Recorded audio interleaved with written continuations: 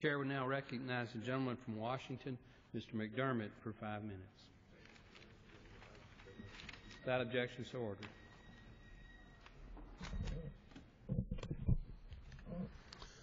Mr. Speaker, earlier this month, I introduced the Ensuring Child Care for Working Families Act to help low-income workers stay in the workforce.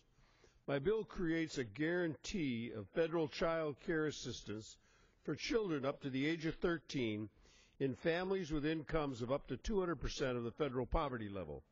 This program would be matched with state funds and administered by the state. Low-income families and single parents have been bearing the brunt of this recession. They want to work and often can't afford reliable and appropriate child care, so they are forced to either leave their jobs or to leave their kids in unhealthy or dangerous environments. For many poor people, there simply are no better options. In the 1990s, federal assistance for child care programs was established to address this very problem. It was created to help low-income families transition from welfare to paychecks. Over the years, funding for this program has dwindled despite growing demand. The Temporary Assistance for Needy Families, the TANF legislation, was passed in '96 to end welfare as we know it, but we failed to provide the necessary support services to enable poor working families to succeed. One of those services is high-quality child care. Today, only 1 of 6 children eligible for federal child assistance receives it. 22 states have waiting lists for child care, and families in 37 states were in worse circumstances in February of 2011 than they were in February of 2010. As the child care waiting lists continue to grow, co-payments rise, eligibility tightens, and reimbursement rates stagnate.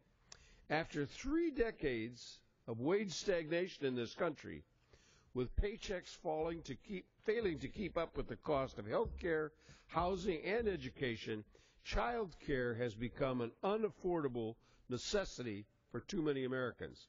A related problem that we also must acknowledge is the gender wage gap. Women only earn 77 cents for every dollar earned by men, according to the Census Bureau. Yet 2/3 of the women are now either the primary breadwinners or co-breadwinners in their family. So when there are wage gaps, entire families suffer. That means less money for food on the table and everything else that a family needs to survive. 2 days ago, Senate Republicans blocked a bill introduced by Senator Barbara Mikulski that would strengthen the Fair Labor Standards Act protections against pay inequities based on gender. As President Obama said, Republicans have once again put partisan politics ahead of women and families. This is wrong, and Republican senators ought to explain to their constituents why they did not vote for Senator Mikulski's bill. Let me be very clear.